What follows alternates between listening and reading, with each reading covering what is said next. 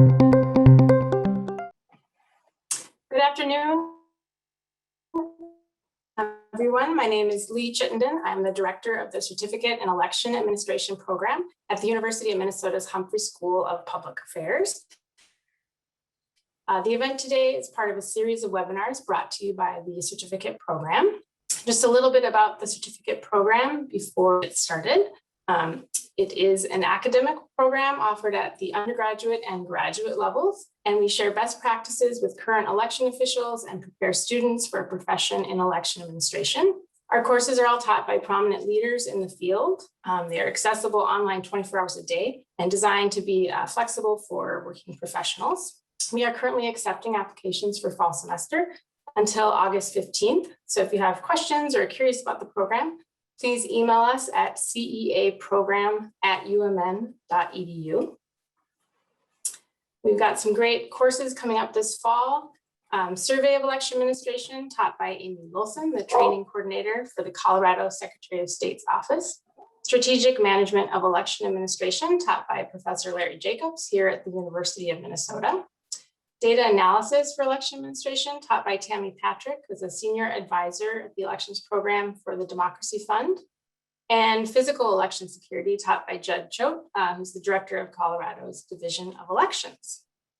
And just before we get started today, I want to invite you to participate in today's event. You can submit questions through the Q&A button you'll see at the bottom of your screen, and we'll take those throughout the webinar and get to as many as we can.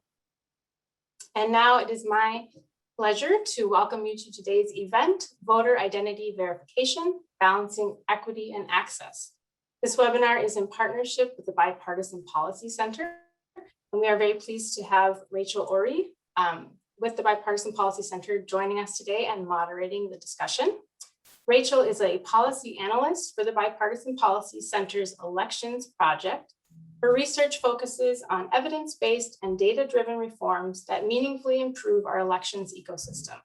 She recently obtained her Master's of Public Policy and Certificate of Data Science from George Washington University.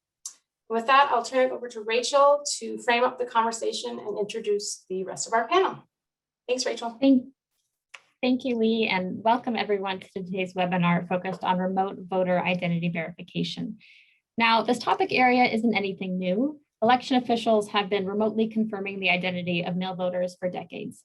Yet the pandemic-inspired transition to mail voting last year drew what has traditionally been a behind-the-scenes process into the limelight. All of a sudden, everyone from politicians to the American public was talking about mail voting administration and signature matching. Now this year, state legislatures around the country have proposed or passed into law changes to the remote voter verification policies. Often, these changes make it harder to vote by mail or absentee without meaningfully increasing the security of the process. At the same time, the private industry has made real progress in verifying consumers' identity remotely through the use of high-tech tools. Coupled with the unprecedented focus on election reform we are seeing play out right now, this moment is a unique opportunity to improve the remote voter verification process in ways that promote both voter access and election security. So joining me today to discuss current trends in remote voter verification policy are two standout election officials from Washington, a vote by mail state that is on the leading edge of election reform. Paddy McGuire is auditor of Mason County, Washington. He oversees elections, the recording of documents in motor vehicle licensing, and county finance. He was elected county auditor in 2018. Previously, he served as deputy director of the Federal Voting Assistance Program. And prior to that, he served as Oregon Deputy Secretary of State and worked to implement vote by mail statewide. Julie Anderson serves as Pierce County Auditor, where she is responsible for running elections in the second most populous county in Washington state. She was first elected to the post in 2009, and the auditor's office is responsible for elections, licensing, and public document recording. She is a nationally certified election administrator and state certified public records officer with an undergraduate degree in liberal arts and a master's degree in criminal justice administration. And with that, let's jump right in. I want to get started by setting the scene a little bit for any audience members who are new to election administration or voter identity verification. So at a very 10,000-foot level, let's start with Julie. What is remote voter identity verification? Well, again, to set the stage, I want to emphasize that in a vote by mail state, well, most states, there's voter verification that happens at the registration, at the point of registration, making sure that the voter is qualified. And then when we're receiving ballots, we do a verification again to make sure that the ballot that's been returned is tied to the voter and that we can identify the voter's identity. So all of that has to happen in Washington state without the voter in front of us. So at the point of registration, they're submitting some pretty traditional data points, the last 4 digits of Social Security or the number of their state their state ID card or driver's license, and then an address. And you mix that all together with powerful tools like LexisNexis, Washington State's centralized voter registration system that's called VoteWa, USPS or United States Postal Service data, and we can do a lot of powerful verification at the front end and registration. When we're receiving the ballot, of course, we're looking at the barcode and the unique voter ID that is on the outside with the voter's name and address, and then their signature, because that is the unique thing. And we're comparing that signature on past signatures. Sometimes we'll look at the signatures of other voters in the household if it's skewing towards a mismatch. So at the high level. Thank you, Julie. And Paddy, I'll pass it to you. So how do the needs around remote identity verification vary to the kind of identity verification that happens in person when a voter, for example, shows up at their polling place to vote? As Julie said, what we are doing in a vote by mail environment is using the signature to match back to the record of the voter because they're not standing in front of us. And the signature serves 2 purposes. One is that link to the voter registration record, but it's also an oath, a legal oath where the voter is swearing that they haven't voted in this election, they are who they say they are. And so, if they aren't telling the truth, the swearing of the oath becomes the legal mechanism to prosecute them. The sort of easiest legal mechanism for our local prosecutors to go after them and prosecute them because they're swearing a false oath, and that's against the law. Interesting. And so you both mentioned that policy, right? Signature verification, which is how the majority of states in the United States conduct remote identity verification for mail and absentee voters. But being in election administration, you sometimes hear the adage float around that signature verification is more of an art than a science. Do you agree with this statement or disagree, and why?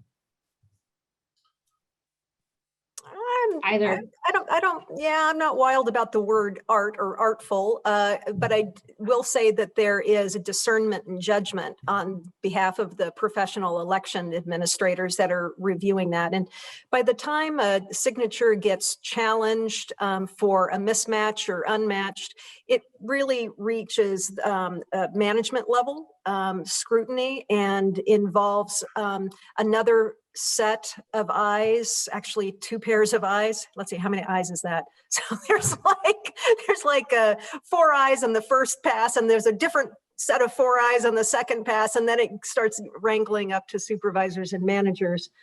So.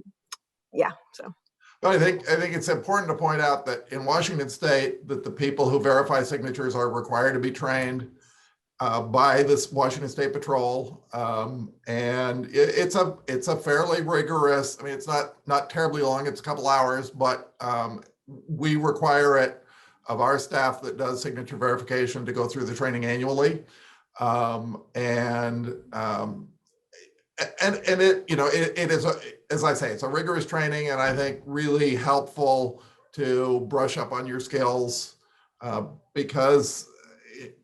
It is not a requirement in Washington law that the signatures be identical. There are standards set by the Secretary of State's office that there have to be substantial similarities, and so I think that's sort of where the art description comes in, is that it is not a complete one-to-one 100% match really ever, because no two signatures are ever truly identical. And the state patrol training that Paddy referenced, everybody has to go through with that if they're going to do signature verification. And there's an amazing pre-test and post-test as part of that training, and we do it annually. And it's amazing how effective the training is when you look at those pre-tests, post-tests, and they're not formal tests, they're quizzes, but they're extremely effective. And I would say one other thing, that in Washington, we want to accept signatures. We're not looking for excuses to reject signatures. So in Pierce County, we're always looking for at least 3 indicators that the signature is the same or belongs to the voter. And that can be slant, pressure, loops, all of those things. I'm pretty sure that the State Patrol doesn't want me to say any more than that, or they'd have to cut my tongue out. Oh, well, let's hope they don't, cut off your signal feed here. Let's drill down a little bit more on that training aspect. So it sounds like, Washington State has a really pretty rigorous training program to make sure that the election workers who are verifying signatures know what to look out for, like the loops, the pressure, everything that you mentioned.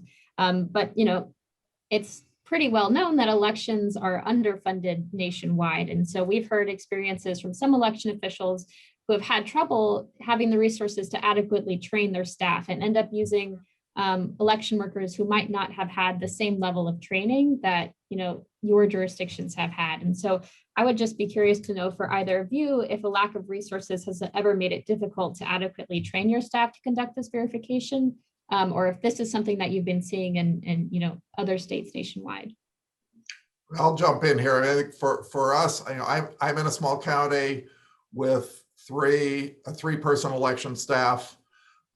We bring on 6 to 15 people, additional staff for each election, depending on how big it is. One of the wonderful things about COVID, if there is a silver lining, is training like this is now offered online. It always used to be in person, and that was a challenge for us. It was, I have a very small travel budget, and so my ability to send folks to the state elections conference was really limited. So those trainings, the State Patrol is now doing the trainings online, and so everybody, it's easy now. In Pierce County, which is significantly larger, we also benefit from that virtual training that this State Patrol is now, they've loosened that up and gone virtual. But we also take the time, we'll hire in a presidential election, for example, we'll have like 400 extra hire election workers to help support the election. And very few of them are assigned signature verification duties. And we actually do testing in advance in their aptitude before we'll even train them and assign them to that duty. But that's the luxury of having a larger workforce. But we want to make sure that the very best are assigned to this, that have the aptitude and skills for it, in addition to the training. Yeah, thank you, Julie. And so you mentioned, right, that you have yours is the 2nd most populous county in Washington State. Paddy's, yours, I think, is the 20th. Julie, yours county was the first and only in Washington to start using automatic signature verification technology to process absentee ballots. Could you talk a little bit about your motivation to start using this technology and how it's been working out for you? Sure. We like to refer to it as automatic signature review because we use ASR as a first pass to get through the bulk of the easiest signatures. So as Paddy has said, an unsigned ballot envelope is binary. It's either signed or unsigned. And yet we were spending staff time reviewing blank envelopes and coding them and stuff, when a machine could have clearly done that if it's blank. And then you have other signatures that are just spot on all the time. So working with the Secretary of State's office to certify this process and this equipment, this software, We set it at a threshold, so we want to just be looking at the easiest and most certain signatures and pass those on. The other ones that are a little iffy go through the traditional process of those, two sets of eyeballs, reviewing them, etc. So, and it's very, very important to impress upon people that this process is not rejecting ballots. The machine does not reject signatures. Only trained professionals do, and after several sets of review. It has saved us a lot of time and money, and yes, there was investment with license and the software, but given the number of people I just talked about and how large we are, it was a good deal for us, and it's something we're going to continue with. And I'll also say, whether it's using ASR or going the traditional route, we do regular audits of our signature verification process. So we will randomly select, so setting aside ASR and just traditional signature verification, we'll randomly select a subset of signatures and have managers review them to make sure. That's a way of doing a quality control with our workers. And also it's an extra reassurance for our political party observers. Certainly. And Paddy, so you have a slightly different experience. You have a smaller county, don't conduct automatic signature verification. What are some of the considerations that go into, lifting up signature verification for a smaller county? I know that sometimes you might not have the same sort of signatures on file as larger counties. What are some other considerations at play that with regard to county size? So this is an interesting thing because larger counties in Washington State, and I'm 20th in size out of 39, so pretty much right smack in the middle in terms of size. Larger counties have equipment that scans the outer envelope and captures the signature, and so the signature verification that they are doing is image to image. So looking at an on-screen image that's of the signature on the envelope to an on-screen image of the signature in the voter registration file. In our case, we don't have a scanner, and so my staff is literally holding up an envelope in their hands with ink on paper, looking at the image on the screen. The interesting thing about that is that counties that have the signature capture store those. And so over time, you collect multiple signatures for a voter. So, my signature in the voter registration files when I got my driver's license, the last time I was in the Department of Licensing in 2014.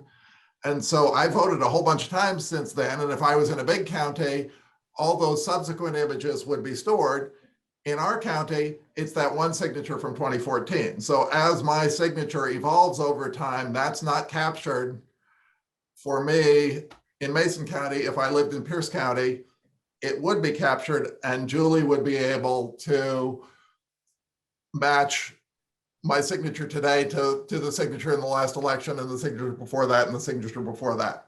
So that's really a difference. The state auditor is doing a look right now at differences in signature acceptance rates by county. And I think this may be a factor. We don't know yet, but I think this may be a factor that what is being compared against is pretty different for those of us in small counties. And Paddy, I'll say that may change because the signatures that we scan, we upload to VoteWa, which is the centralized election management and voter registration system operated by the state. And they're running out of room. So they keep threatening to purge those historical signatures because it starts to get those images get pretty seriously heavy when you're talking about 5 million voters in Washington state. So we may lose that advantage or have it trimmed pretty soon. And Paddy, let's talk a little bit about, Washington state was number 2 or 3 to adopt online voter registration, which means we're really dependent on signatures that are generated at the darned DOL counter. What do you think of those signatures? You know, the quality, I will say the quality of the signatures we get from Department of Licensing, DMV most places, it's DOL here, is pretty lousy. It is sort of a felt tip flare, old time flare pen on a keypad. I mean, it is not a signature of ink on paper that they are capturing. It is on a keypad, and I wish, I hope over time to be able to get a sorter scanner machine so I'm able to update my signatures, but I don't have the space for it yet. Well, on that point, I mean, it's interesting you brought up the quality of those signatures because, I don't know about you all, but I don't end up signing my name on paper very often. And when I do, it's not much better than a little scribble. And so as our society moves away from, things like checks and wet signatures to more digital interfaces, or even just, even if you're still collecting them on paper, as people have less experience signing in this way, have the quality of signatures you've been receiving decreasing over time? And if so, what problems has this caused from an administrative perspective? So we looked at, I think this is largely an age issue for us. We looked at signature mismatches in the 2020 presidential election by age. And the signature mismatches is a pretty much straight line down, starting at the youngest voters to older voters. It tips up a little bit with really old voters.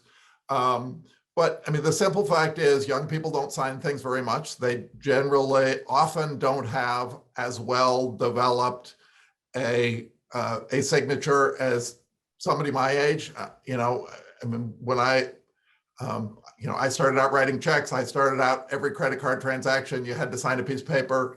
I sign things a lot. And I have a pretty stable signature as a result. Young people, if they're signing anything, it's a scribble on a keypad or on a touch screen.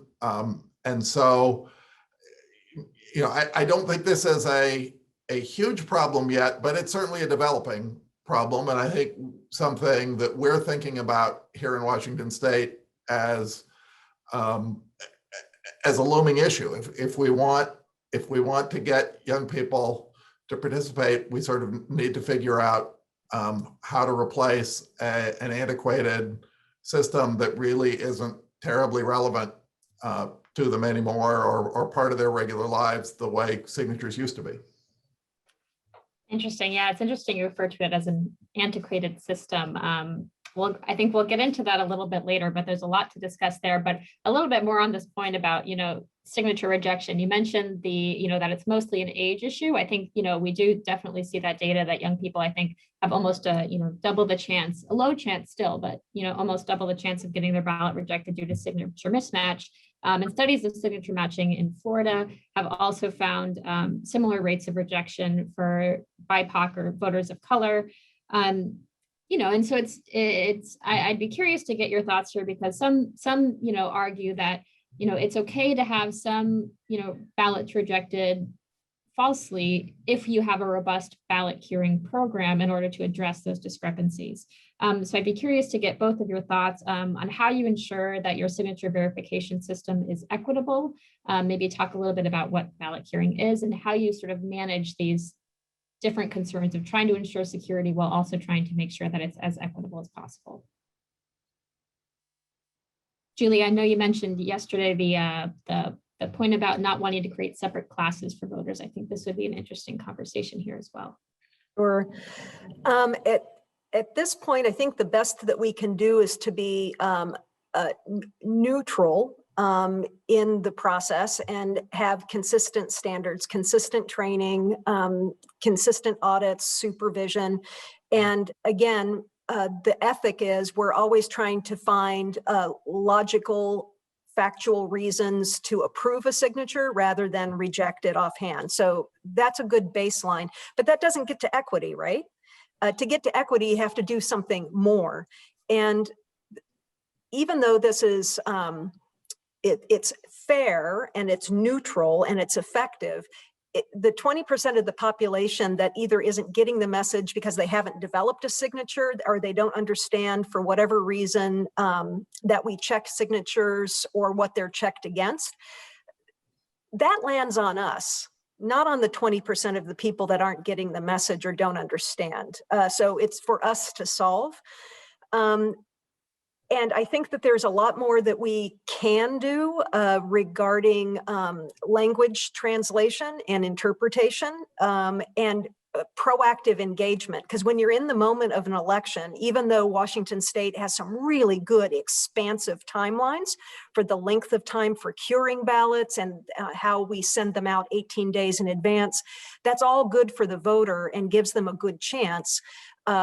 But when you're in the moment and the clock is ticking, chances, I mean, we have a really good cure rate, but not for everybody. So I think proactively engaging communities of interest that are impacted negatively by signature verification is the way to go. Outreach in advance with lots of translation and interpretation with community guides. So I'll say that. And then another population is voters that are living with disabilities who are challenged not just by our ballots, but specifically by the signature. Washington State is gifted with a great online ballot marking tool that I think is well supported by the disability community, but the signature is something that just can't be done digitally online at this point. And that's what really gives people grief, especially people with dexterity and hand and eyesight issues. And that's where we've got to find an alternative. But the alternative has to be made available to everybody in the general population, right? Neither Paddy or I want to end up with a list of registered voters who are tagged as handicapped and therefore allowed to have a loophole or an alternative verification process. So whatever we come up with has to be available for the masses. Let me just say a word about the sort of mechanics of our cure process. So when a signature doesn't match, the VoteWar, our voter registration system, generates a letter with a return postcard for the voter to fill out to give us a new signature. They go out pretty much automatically. They go out rapidly. And the voter then has until the day before certification of the election to return the card with us and give us an updated signature. It is generally, I think the system works reasonably well. I'm certain that we could improve the language that is used on notifications. There's always room to make instructions better and things like that. I want to come back to the age thing though, because, particularly for younger voters, sending them a notice in the mail and expecting them to fill out a postcard and mail it back probably is not the most relevant way to reach them. But, that's what we have now. And so, I think, again, this is something we have to figure out a better way to do. I know in Colorado that they have a system through their statewide texting notification where you can verify your signature online through that system, which is pretty cool. We don't have the legal a legal way to do that, but hopefully we'll get there over time. So shout out to Colorado on that. I also want to point out that because I think it's 80% of voter registrations in Washington State come through the DOL, through online registration.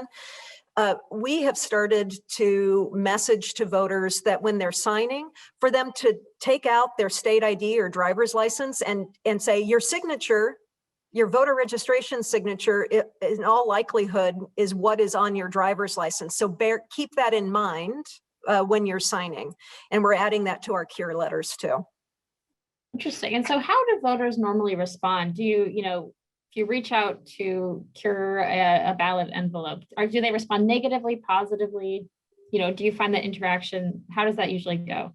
I would say we get a mix. We get a small percentage who are mad, but thinks that we're up to something, and I've gotten calls from people who are yelling that their signature, hasn't changed in 50 years, and they're mad. And then I'll go in and look in the system, and they send in an unsigned ballot,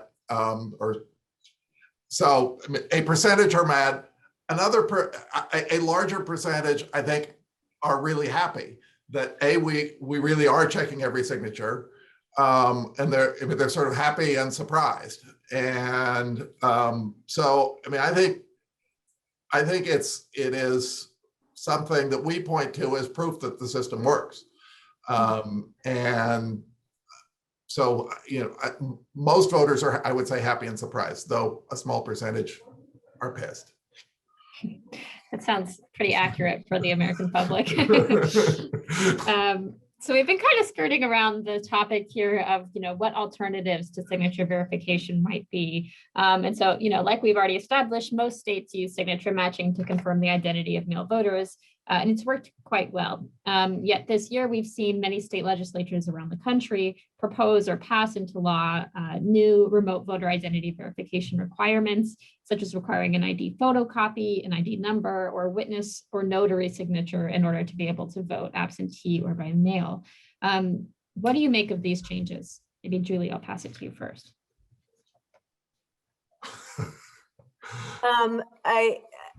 I'm glad that Washington isn't struggling with trying to expand absentee voting. It's baked into us for well over a decade. I think that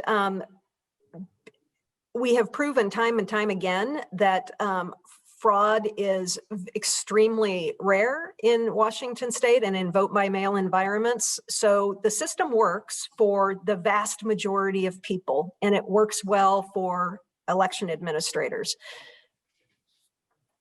For people who fail the signature check, and for an upcoming group of young voters who are likely to fail the signature check, I think we need to start investigating opt-in alternatives and really leave it to the voter to opt in to an alternative to signatures. And we would look to a lot of the technologies that are in the commercial market, Rachel, that you well know about and have been investigating, so that it's opt-in, and the voter can use that to, in Washington state, like I said, our registration system is a unified statewide system, and you can do a lot of self-serve. The voter can self-serve a lot of stuff, like generating an online ballot to print out and return rather than coming to us for a replacement ballot, et cetera, update their address. And some people are a little creeped out that they're able to do so much with their own records. And bolting down an extra layer of security would create a barrier for some people, but some people might want to opt in and add that layer. I'm constantly asked by my personal vendors in banking and social media if I want to add two-factor authentication to my account. We could eventually move to that in our voter registration system. The consumers are really used to it, and people could add on that extra layer of verification, but that could also be the same tool that's used as an alternative opt-in to signature verification. So Washington state is placed very, very well, I think, for piloting something to solve this problem for 10% of the population. Absolutely. I mean, it's interesting you mentioned these, things like two-factor authentication, data verification. These are all things that are quite common in the public sphere now, and something that the American public is growing really comfortable with. But, whereas with signature verification, you have young voters who are more likely to get rejected. With these new tech-heavy solutions, it's kind of the opposite. So the opt-in provides an interesting opportunity to really balance that.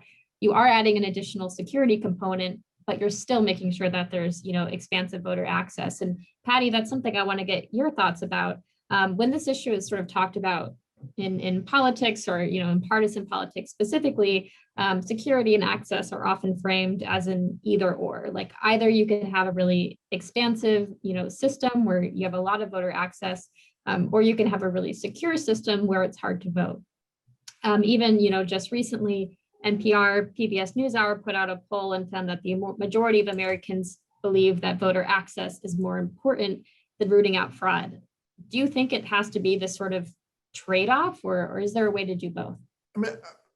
I don't see this as a binary choice at all. I mean, it really is a continuum. As I say, if I wanted to have the most secure voting system that I could possibly have here, I'd have every resident, every registered voter in Mason County line up in front of my office in alphabetical order, and have them vote one at a time. Well, obviously we're not going to do that.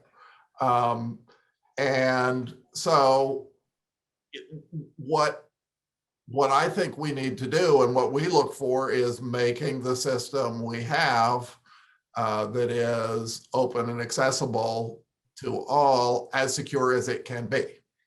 And and a huge part of that, as Julie pointed out at the beginning, in Washington State is at the voter registration, at the point of voter registration, at the beginning, is where we verify identity and do all those sorts of things. And then in each election, we're matching back against that, and don't require people to verify their identity, which presents huge issues. I used to work at the Federal Voting Assistance Program, and there were proposals when I was there to require absentee voters to include photocopies of their ID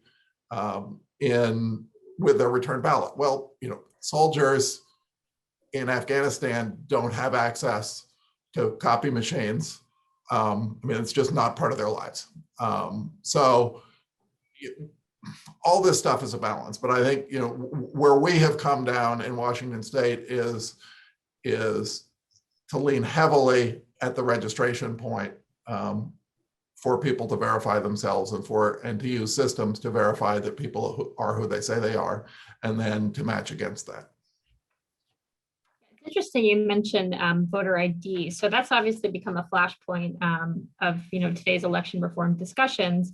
And some argue that any ID requirement is bad for voting rights, while others argue that the major problem with using an ID, at least during the absentee and mail verification process, is that requiring a photocopy. Not only is it hard for the Yokava voters who are overseas, but it's also difficult for lower income voters, or voters just without a printer. I don't have a printer in my apartment, and it is difficult sometimes would be difficult to provide that sort of identification.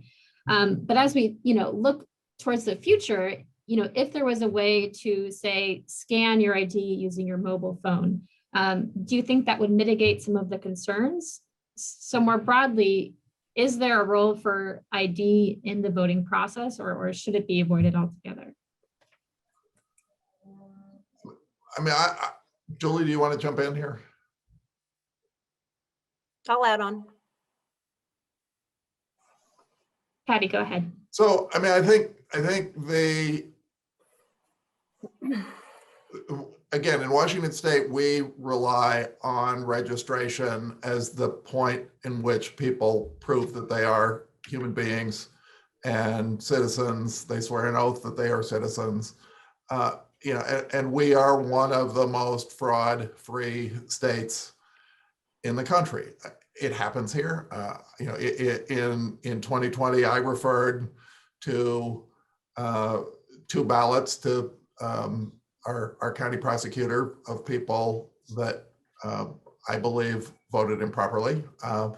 Interestingly, we caught both of them in the signature check as non-matches, and then found out more and had the referral to the prosecutor. So, in both cases, the system identified the ballot, the ballot envelopes as not matching the voter registration. And then, we've got the backstory from the voters, because part of stealing a ballot here, part of stealing somebody's ballot is relying on the fact that the voter doesn't know that there's an election going on, which when you have a super high interest election like last November, pretty much everybody knew that an election was happening. And so in these two cases, well, in one of these two cases, the voter came in and said, I didn't get my ballot, and we had her ballot, and it was signed by someone else. And in another case, we found out that someone had died, and we got a couple months earlier, before the ballots were sent out, and we got a signed ballot back from the dead voter. And so, but again, the signatures didn't match, they were set aside, and the process worked. Thanks. And Julie, did you want to jump in there at all? No, no.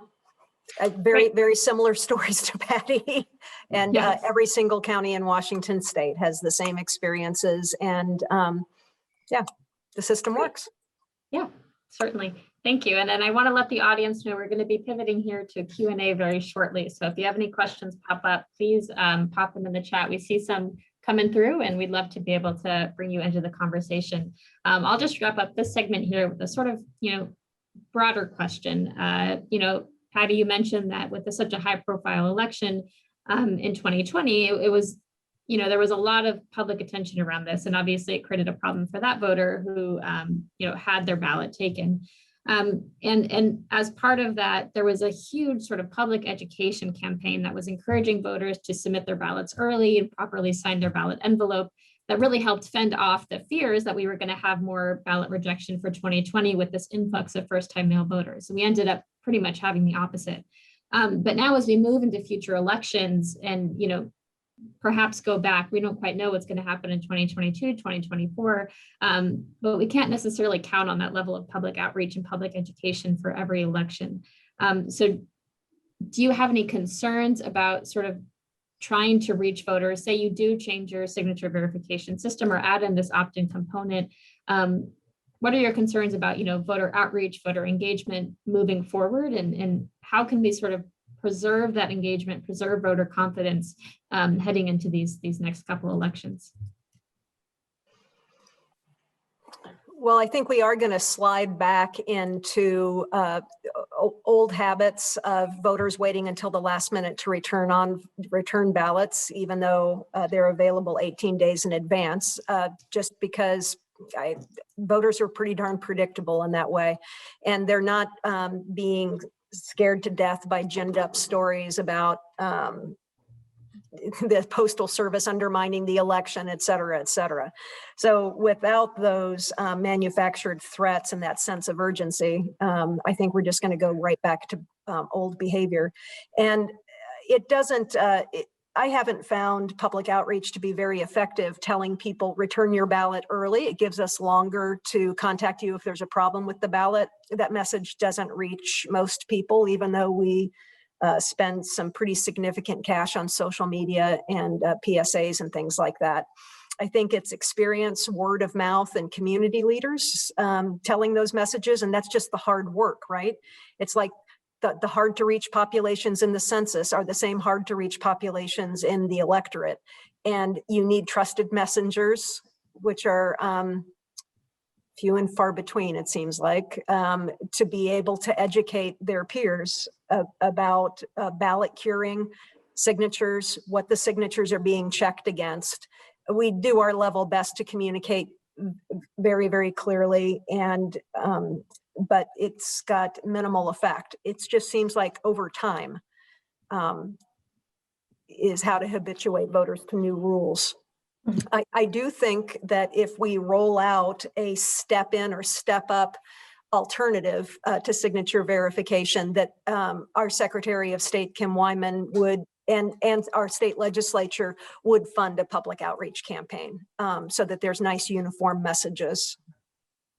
I mean, I'll be a little more optimistic than Julie here, and say, you know, one of the advantages of vote by mail is we reach out to our voters on a really regular basis. You know, we send a mail. I mean, I will have 4 elections this year. I had 5 last year.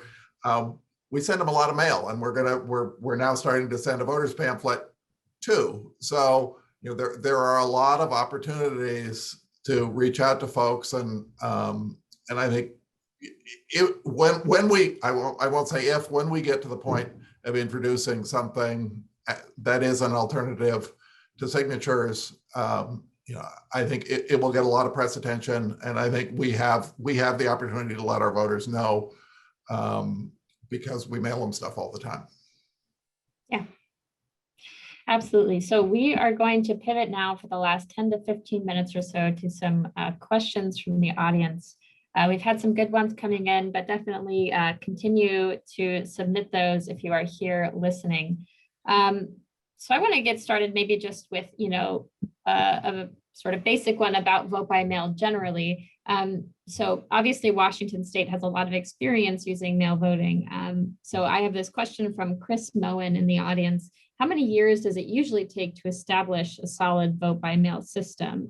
They reference that, you know, due to COVID, we've had some, you know, jump into this last minute, and who are side of kind of those states are sort of grappling with these questions around, you know, remote voter identity verification now. So how long does it normally take to establish this kind of system and, you know, to really get voters comfortable with using these methods? So I was Deputy Secretary of State in Oregon in 2000, which was the first all vote by mail presidential election in US history. At that point, Oregon had been doing local elections entirely by mail for 20 years. So our voters were completely used to getting things in the mail, responding to that, knowing what drop boxes are. And, you know, it would scare me, as much as I love vote by mail and believe in vote by mail, I think making a rapid transition to it anywhere would be a mistake, to a full vote by mail system. But I want to say that it's not the mechanics that are scary or unknown. It has to do with building confidence in the stakeholders. I think where we've seen the real backlash in people that had, in organizations that had to stand up a big absentee voting program, was the backlash from lawmakers and from campaigns and candidates, not necessarily from the voters. So the good news is Washington, Oregon, Colorado, other states have already done the work. The technology, the procedures, the processes are already in place. The vendors that support us are the same vendors that are in your states. So that is pretty plug and play if you can find the funding and you don't short sheet yourself. But the harder lift is the lawmakers and the campaigns and candidates. And I would say, I would also advise people to step into it, not jump into it. And it's just good continuity of operations anyway, to not put all of your eggs in one basket. So that's why we have vote centers, Colorado, Oregon, we have vote centers. We didn't go completely vote by mail. We've got those exit ramps. Yeah, and it's interesting, you bring up the campaigns and candidates. Obviously, during the last election, we saw, a lot of misinformation floating around about mail voting. So, the next question from the audience, I think, will help clear up one of those misconceptions that came up. We have an attendee who asked, what's to stop someone from, Julie, you had mentioned this process where, voters might be able to generate their ballot at home and print it out and fill it out. What's to stop someone from just printing out 10 ballots and submitting them? Could you just briefly recap? I know we've touched on this a couple of times, but maybe a short explanation. Well, let's go into the Wayback Machine pre-COVID, when you and your family would go out to the movie theater And you would probably use Fandango or some other ticketing thing to buy your tickets online instead of standing in front of the line in the movie theater. Well, you know, Fandango or some other movie theater, you could print out 15 tickets and say, I'm going to hand them out to all my friends in the parking lot. We're going to get free. But the ticket taker is going to scan the first one and you'll walk in and all your 14 friends are going to be left behind in the parking lot. So it's the same deal. Yep, thank you. I love that example. I'm gonna have to use that from here on out. So we've had I know we've touched on this briefly, but we've had a couple questions come through about again about the racial disparity and the rejection of ballots. So could you just touch a little bit more on what you might recommend that election officials do either in Washington state or in other states to try and either do that proactive outreach like Julie, like you mentioned, or any other methods to try and mitigate the potential consequences of this higher ballot rejection rate. Maybe Paddy, do you want to start? Well, I think we have here in Mason County, our largest ethnic minority group is Latino, Latina, and the simple fact is last names generally among the Latino, Latina community are more fluid than they are for Anglos. See Big Papi, David Ortiz, when he played for the Seattle Mariners, he was David Arias. And when he got traded away, he changed his last name and that was just kind of not a big deal. So Matt, I think there is a significant issue with the fluidity of names among people with Hispanic origin that we need to figure out. And I don't know what the answer is. So, I mean, that to me, I think on our end is a training issue that if David Ortiz signs his ballot, I don't know that he's a US citizen, but anyway, if David Ortiz signs his ballot, David Arias, because that you look at the David and not at the Ortiz and the Arias to verify his signature. I'd like to try some stuff. So right now when we're doing the signature verification, like Paddy said, we're looking at the digital image of the envelope that was submitted against the digital signatures that we have on file. And right now, when we call up those, the workers do see the voter's name and address. It would take some programming, but I'd like to see what our results would be if we screened out names and addresses and just did signature to signature. I'd like to test what impact that has on our ability to do verification. And certainly the beauty of ASR, ASR, automatic signature review, is that that computer is not looking at names or geography. So it's only the variations in signatures, the hardest ones that come before people, and to phase out or to eliminate the possibility of unconscious bias, I'd like to try screening out names and addresses, and that would be a beautiful pilot. So we're in the process of investigating with our vendor if that can be done and our elections team, and we'd like to try it. The other thing I'd like to do is engage the communities and what they think the problems are. And then our Department of Licensing, they're not going to like to hear this, but I would like to hear them add to their script whenever they're asking the motor voter questions at the time of licensing. I'd like to make sure in the person's primary language that they explain that the signature that they are making and that will be applied to their ID or driver's license is going to be the signature that is going to be used for their voter registration. Understanding that at the beginning would be helpful, and having that explained in their primary language extraordinarily helpful. Yeah, absolutely. Thank you, Julie. And it's great to hear that, you in Washington state generally are really making these efforts to engage, BIPOC voters and as well as translate all of these materials. So I won't go into this now, we're a bit short on time, but we did have a sort of question come up about, the translation of the, snail mail curing process in Washington. And I know that's a priority for you, getting those in as many languages as possible to reach as many voters. So I just wanted to wrap up. We only have about 5 minutes left with maybe a more big picture question from Catherine McMullen. She is an elections administrator in Oregon. And she has asked, what are ways that you can reach new voters to help them understand the voting process? Thinking about young voters and voters who are new citizens who might not have voting habits established either in their immediate family or peer networks. How do you build trust in the process if a voter isn't successful on their first time?